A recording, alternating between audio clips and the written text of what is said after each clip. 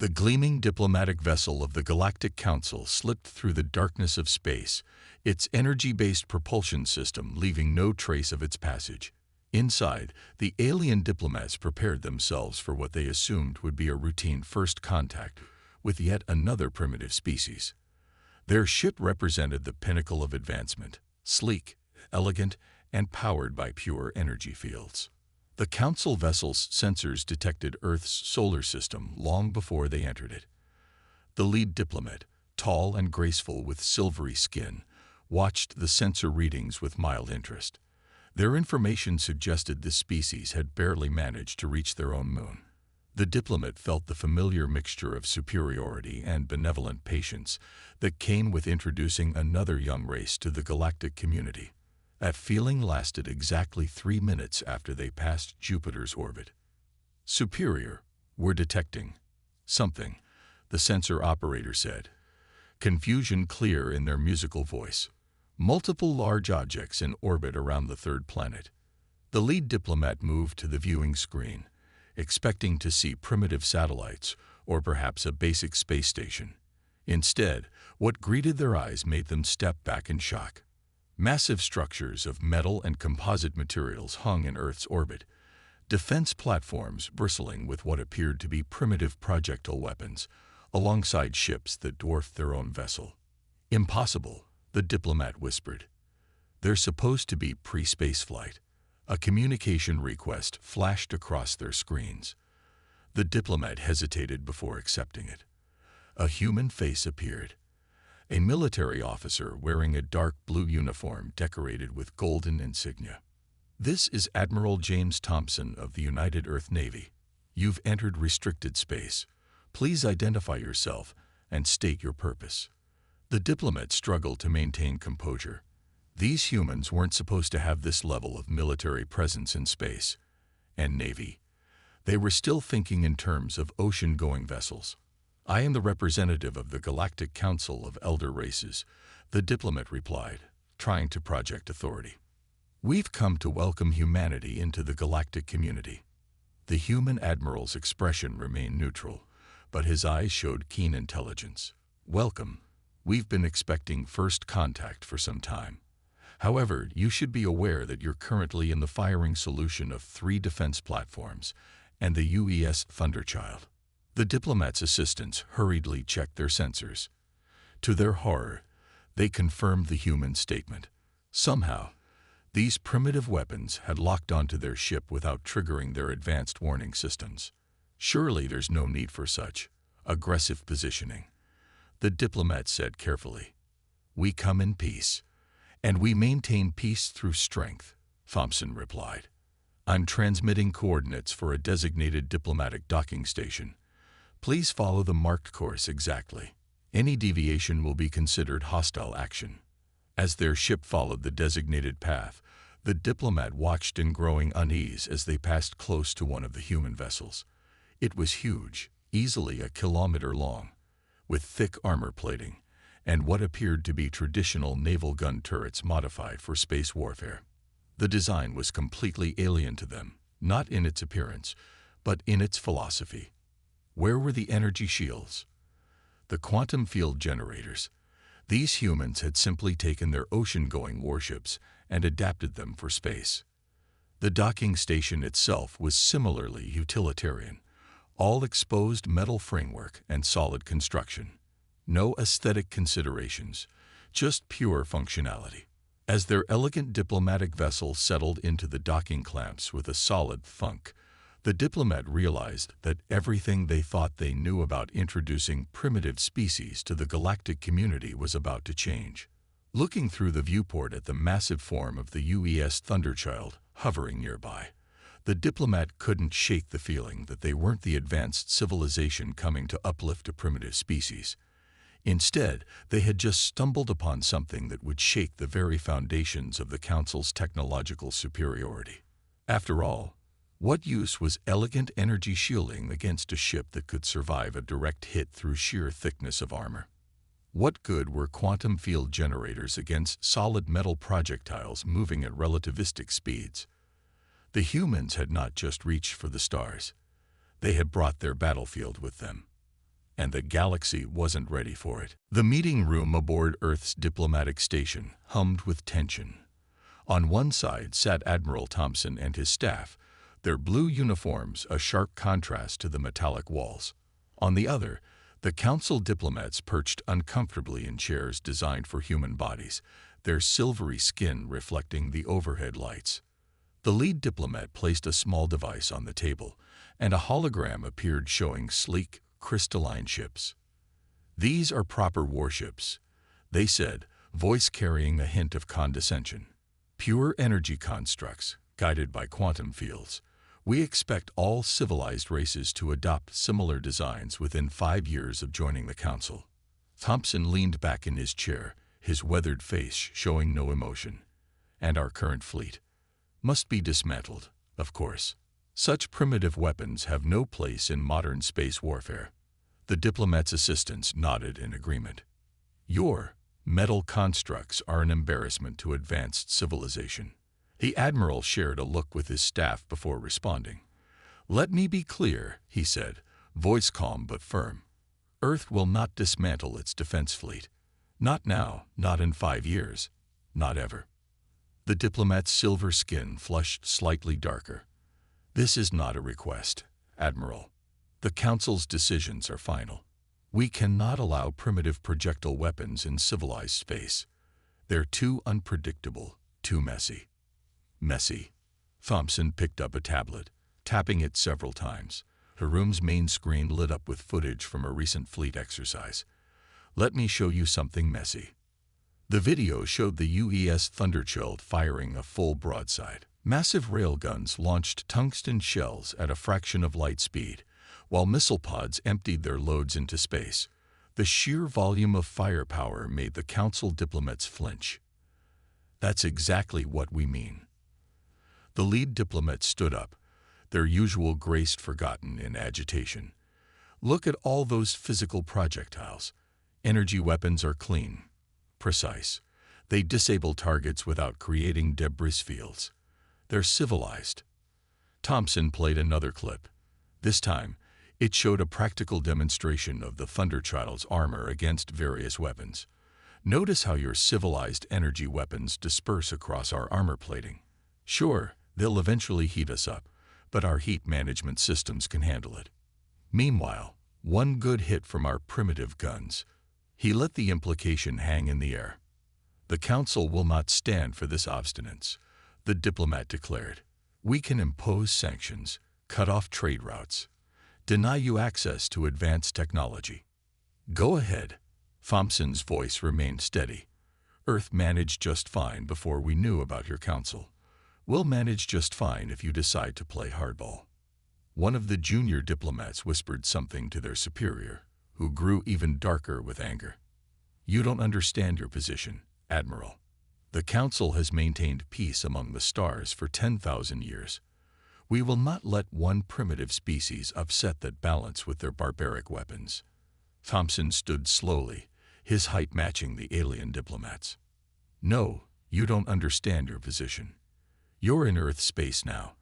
Those barbaric weapons are currently pointed at 12 different approaches to our system. We've survived world wars, nuclear standoffs, and our own violent nature. We learned our lessons the hard way, and we're not about to forget them just because some advanced civilization tells us their way is better." The lead diplomat sputtered in shock. This is unprecedented." "Get used to it," Thompson replied. "Humanity's here to stay, metal ships and all. Now, we can have a productive discussion about peaceful cooperation, or you can leave. Your choice." The Council members huddled together, speaking in rapid, musical tones. Finally, the lead diplomat turned back. "The Council will need to discuss this unexpected development. But be warned, Admiral. There are those among us who won't accept such blatant disregard for proper protocol." Thompson smiled, but it didn't reach his eyes. "And there are those among us who've been itching to test our ships against real targets. Let's both hope it doesn't come to that." As the diplomats filed out, Thompson watched the massive form of an Earth battleship drift past the station's window. He knew the real fight was just beginning, But humanity hadn't survived this long by backing down from bullies, even ones from the stars. Lieutenant Mark Davis sat in the dimly lit data center of the UES Thunderchild, his eyes burning from staring at screens for 12 hours straight. While the diplomats argued above, intelligence had tasked him with analyzing the Council's public database, a gift meant to help humanity integrate with galactic society. "Come on," he muttered, scrolling through another file. "Nobody's this perfect. There has to be something." The ship's night shift hummed around him. Through the walls, he could feel the gentle vibration of the massive engines keeping them in orbit. Unlike the Council's ships, which floated on invisible energy fields, the Thunderchild was always alive with movement, pumps, engines, and cooling systems working together like a giant mechanical heart. His computer beeped, flagging another pattern match. Davis straightened in his chair, suddenly alert. He'd been searching for references to older Council ships, trying to understand how they'd developed their current technology. This file was different from the others. "Access Historical Archive File 7249B, he commanded. The computer displayed an ancient technical document, poorly translated from the original alien text. Davis's eyes widened as he read. "Get me Admiral Thompson," he said into his comm unit. "Priority 3. 10 minutes later, Thompson's face appeared on his screen. "This better be good, Lieutenant. It's 300 hours. Sir, look at this." Davis transmitted the file. "It's from their early space age, about 8,000 years ago. The Council didn't always use energy ships. They had metal ones, just like us." Thompson's tired expression sharpened with interest. "Explain." "Their first ships were armored vessels with physical weapons. But look at these battle reports." Davis highlighted several sections. "They abandoned them after losing a war against a species that used energy weapons. But sir, the data doesn't make sense. Their metal ships actually performed better in direct combat. Why would they switch to an inferior technology?" Thompson asked, though his tone suggested he was already guessing the answer. Davis pulled up more files. "Politics, sir. The energy weapon species offered them membership in an early version of the Council. But there was a condition. They had to adopt the civilized approach to warfare. The Council's founders believed that energy weapons were more advanced simply because they were newer. And now, they're stuck with them," Thompson said slowly.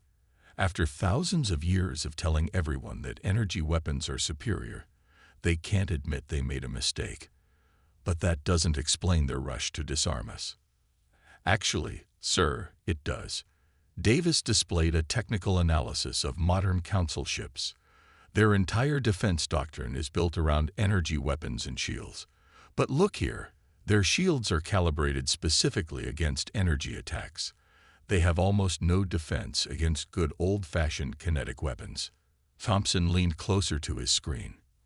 "Are you saying?" "Yes, sir. Our primitive fleet is their worst nightmare. One solid hit from our main guns would tear right through their defenses. They're not worried about us being uncivilized. They're terrified because we've built the perfect counter to their entire military." The Admiral was quiet for a long moment. "Good work, Lieutenant, but keep digging. If they're this worried about our weapons, they might not stop at diplomatic pressure." "Already on it, sir. I found some strange communications between Council ships. They're being careful, but it looks like some of their military commanders want to deal with us before we get any stronger. Forward everything to my office. I'll brief the Joint Chiefs in the morning." Thompson paused. "And Davis, not a word of this to anyone else. If the Council realizes we know their weakness." "Understood, sir." Davis out. As his screen went dark, Davis looked out the nearby viewport at the distant Council diplomatic vessel. Its sleek, energy-wrapped hull glowed softly in the Earth's reflected light. Beautiful, advanced, and elegant, and completely vulnerable to humanity's primitive weapons. He turned back to his computer, digging deeper into the Council's files. Somewhere in all this data was the truth about why the most advanced civilization in the galaxy feared Earth's metal warships. He just had to find it before the shooting started. The attack came without warning. 3 Council warships appeared near Earth's Mars colony, their sleek hulls glowing with charged energy weapons. They weren't from the diplomatic fleet. These were warships from a militant Council faction that believed in solving problems with action rather than words. The colony's automated defenses activated immediately, but the Council ships ignored them. Their target was deeper in the system, where Earth's Pacific Battle Group was conducting routine patrol exercises. Admiral Thompson received the alert while still discussing Davis's discoveries with the Joint Chiefs. "All ships, battle stations," he ordered, his voice calm despite the situation. "Pacific Battle Group, move to intercept. Everyone else, protect Earth." The UES Thunderchild and her sister ships turned as one, their massive engines fluttering bright against the darkness of space. They weren't as fast as the Council vessels, but they didn't need to be. They just needed to get within range. "Council vessels approaching, sir," the tactical officer reported. "Their weapons are hot." "Let them come," Thompson said from the Thunderchild's bridge. "All ships, maintain formation. Remember your training." The Council ships struck first. Brilliant beams of energy lanced out across space, impacting the human ship's thick armor. Alarms blared as hull temperatures rose, but the damage was superficial. The metal behemoths continued their advance, unshaken. "Temperature critical on decks 3 through 7, someone reported. "Activate cooling systems," Thompson ordered. "Return fire when ready." The Council ships fired again and again, their energy weapons splashing against the human vessel's armor. They were clearly confused by the lack of shields, unsure how to deal with ships that simply absorbed their attacks. Then the human ships got within range. "All vessels, open fire," Thompson commanded. "Show them how Earth fights." The Pacific Battle Group's response was devastating. Railguns charged with electromagnetic force hurled tungsten shells at near-light speed. Missile pods emptied their loads, filling space with hundreds of guided projectiles. The Council ships' energy shields, designed to deflect similar energy weapons, were useless against solid metal traveling at relativistic speeds. The first Council ship died quickly, its elegant hull torn apart by multiple impacts. The second tried to evade, but caught a spread of missiles that overwhelmed its point defenses. The third turned to retreat, finally understanding their terrible mistake. "Sir, the last enemy vessel is attempting to flee," the tactical officer reported.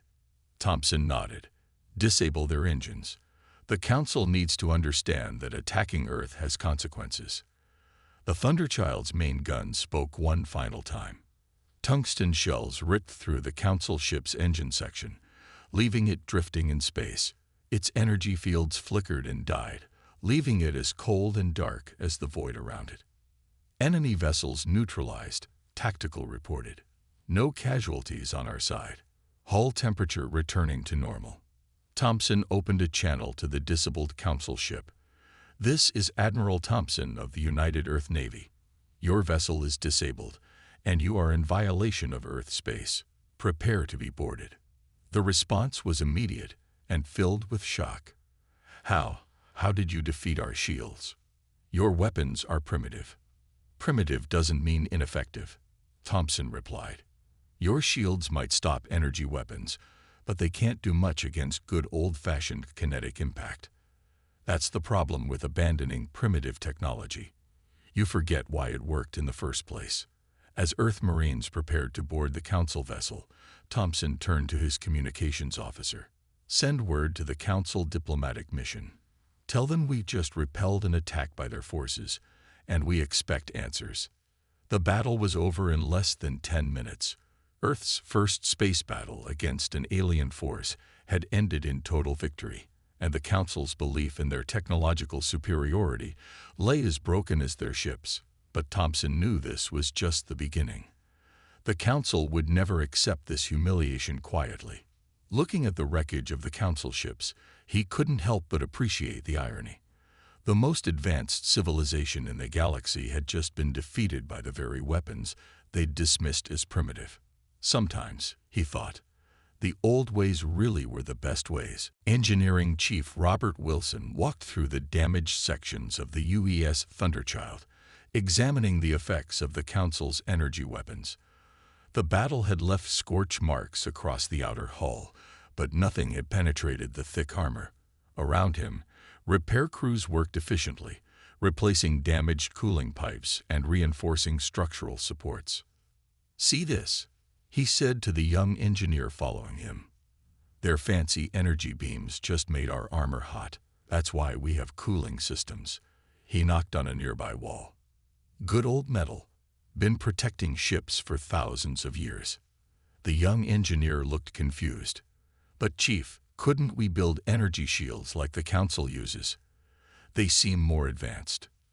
Wilson laughed. "More advanced doesn't mean better, kid. Here, let me show you something." They walked to a nearby viewport, where one of the captured Council ships floated nearby. Its once beautiful hull was now punctured in several places, its energy systems dead. "Look at their ship. One hit from our guns, and all their systems went down. Their shields failed, their weapons died, everything connected to everything else." Wilson shook his head. "Too complicated. Too many ways to fail." He led the way to the Thunderchild's main engineering section. The massive room hummed with the sound of pumps, generators, and cooling systems. Unlike the Council's silent energy ships, a human warship was always alive with noise and movement. "Our ship's different," Wilson continued. "We've got backup systems for our backup systems. Lose power to one section, the others keep working. Take a hit to the hull. We've got compartments that seal automatically. Everything's built to take damage and keep fighting." As if to prove his point, repair crews were already finishing their work on the battle damage. The Thunderchild had taken multiple direct hits from Council energy weapons, but hadn't even needed to leave combat. But their technology seemed so elegant. The young engineer said, "All those energy fields and quantum systems." Wilson stopped at a control panel, bringing up damage reports. "Elegant breaks. Tough endures. Look at these readings from the battle. Their energy weapons hit us with enough power to vaporize rock, but they had to heat up our whole hull to do any real damage. By then, our cooling systems had already compensated." He switched the display to show the Council ship schematics, captured after the battle. "Now look at their design. Beautiful, sure. Energy fields containing plasma, quantum stabilizers, neural networks controlling everything. But one lucky shot." He snapped his fingers. "Everything fails at once." The young engineer studied the schematics with growing understanding. "Is that why we still used physical ammunition instead of energy weapons?" "Exactly." Wilson smiled. "Energy weapons need huge power systems, complex focusing arrays, all sorts of delicate parts. But a railgun—" He walked over to one of the Thunderchild's main weapon systems. "Electromagnetic acceleration of a solid projectile. Simple. Reliable. All the complex bits are in the barrel assembly, safely inside our armor." A message came through his communicator. More repair crews needed help with the cooling systems. Wilson turned to go, but paused. "Remember this, kid. The Council forgot the most important rule of engineering. Simpler is usually better. They got so caught up in making everything advanced and elegant that they forgot about making it work when it counts." As they walked back through the ship's corridors, the sounds of repair work echoing around them, Wilson felt proud. The Thunderchild might not be as pretty as a Council ship, but she was tough, reliable, and most importantly, she brought her crew home. "That's the real difference between us and them," he said finally. "They build their ships to be perfect. We build ours to survive. And in war, survival beats perfection every time." Admiral Thompson and Lieutenant Davis stood in a secret room deep within Earth's main military base, surrounded by holographic displays showing ancient Council records. After the battle, Earth's best code breakers had cracked the captured Council ships' databases, revealing centuries of hidden history. "Play that last recording again," Thompson ordered. The hologram flickered, showing a council meeting from 8,000 years ago. The aliens looked different then, less refined, more practical in their dress and manner. The metal ships are superior in combat, an ancient council member argued in the recording. We lose 10 energy vessels for every armored ship we face. We must return to our old ways. Another council member stood up. No, the energy ships are the future. They are clean, elegant. What will the other races think if we keep using primitive weapons? Davis paused the recording. It gets worse, sir. Look at these battle reports from their early wars. He brought up more files. The council didn't adopt energy weapons because they were better. They did it because they were prettier. Thompson walked through the holograms, reading the ancient data. Their entire civilization chose form over function, but why maintain the deception for so long? Pride, Davis said. After they forced everyone else to switch to energy weapons, they couldn't admit they were wrong. And then they started believing their own lies. He pulled up more recent files. Look at their current military doctrine. They literally teach their officers that energy weapons are superior because they're more advanced. A message interrupted them. The council's diplomatic ship was requesting an emergency meeting. Thompson smiled grimly. They must have heard about our little battle. Time to show them what we found. An hour later, Thompson faced the council diplomats across the meeting room table. Their silver skin had turned almost gray with stress. You had no right to access those records, the lead diplomat said, but their voice lacked conviction. Just like your warships had no right to attack our colony. Thompson laid out the ancient files. Or should we talk about how you've been lying to the galaxy for thousands of years? The diplomats stared at the files, then slumped in their chair. You don't understand. The council, we built everything on the idea of advancing beyond primitive weapons. Our whole civilization is based on it. If the truth got out, that you abandoned superior technology because it wasn't pretty enough. Thompson shook his head. Your own records show that metal ships consistently beat energy ships in combat. You knew this, but you still forced every new species to give up their conventional weapons. It was necessary, another diplomat argued. Elegant weapons mean elegant warfare. Clean battles, minimal damage. Tell that to your crews who died, because their shields couldn't stop simple metal shells, Thompson countered. You sacrificed effectiveness for appearance, and you've been forcing others to make the same mistake. Davis spoke up. We found your old ship designs too. Your ancestors built amazing vessels. Tough, practical, effective. Then you threw it all away because it wasn't fancy enough. The lead diplomat looked at the files again, and for the first time, Thompson saw something like uncertainty in their eyes. What do you want? First, no more attacks, Thompson said firmly. Second, Earth keeps its fleet. No more demands for us to switch to energy weapons. And third, he smiled. You're going to let us teach your engineers how to build proper warships again. Impossible. The Council would never. The Council will do it, Thompson interrupted, because the alternative is us releasing these records to every species in the galaxy. How do you think they'll react when they learn you've been lying to them for thousands of years?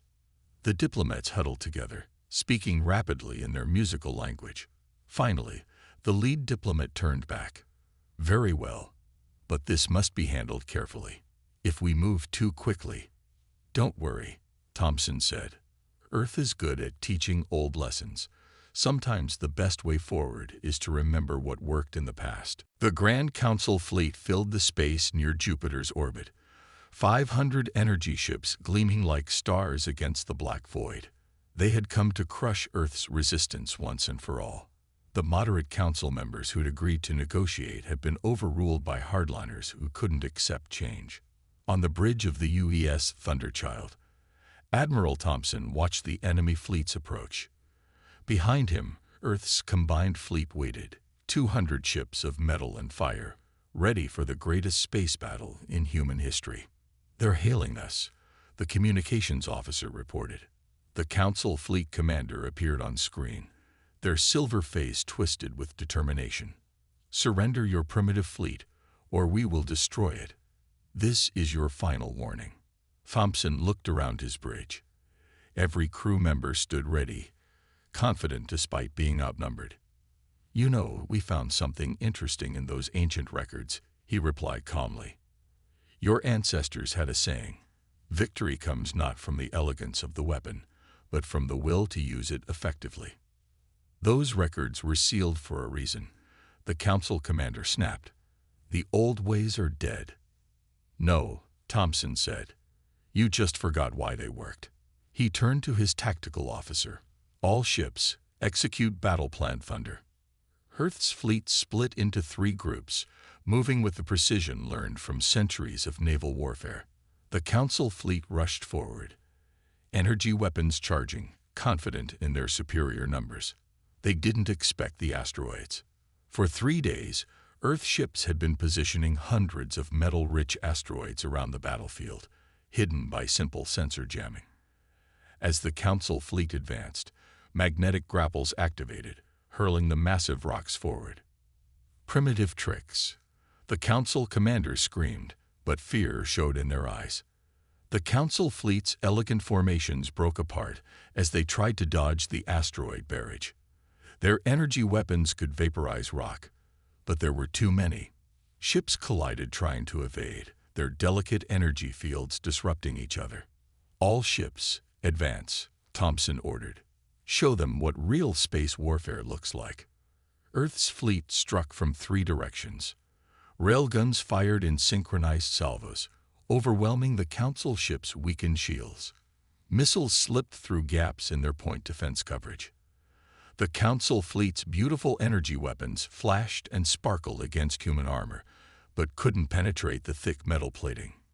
"Sir," Lieutenant Davis reported from his tactical station, "they're losing power trying to maintain their shields against our kinetic impacts." "Just like you predicted." Thompson nodded. The Council ships' energy weapons required enormous power. Every shot they fired meant less energy for their shields. But human ships could keep firing as long as they had ammunition. The battle raged for hours. Council ships fell one by one, their elegant designs proving useless against humanity's ancient but effective tactics. The few Council commanders who adapted, who tried to fight like the old records showed, lasted longer. But they had forgotten too much. Finally, the Council commander's ship stood alone, surrounded by Earth vessels. "How?" they demanded. "How could primitive weapons defeat us?" "Because we never forgot the basics of warfare," Thompson replied. "Armor beats energy when it's thick enough. Kinetic impacts don't care about energy shields, and the most advanced weapon is worthless if it can't hit its target." The Council fleet's surrender was transmitted across all frequencies. As Earth crews began rescue operations, Thompson received a message from the Council's civilian leadership. They had watched the battle. The hardliners were discredited. The Council was ready to truly negotiate.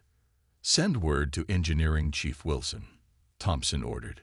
"Tell him to prepare training programs. The Council's shipyards are going to be very busy learning how to build proper warships again." Looking at the battlefield, Thompson felt no triumph, only certainty that they had done the right thing. Sometimes progress meant remembering what worked, not just chasing what looked advanced. Earth hadn't just won a battle.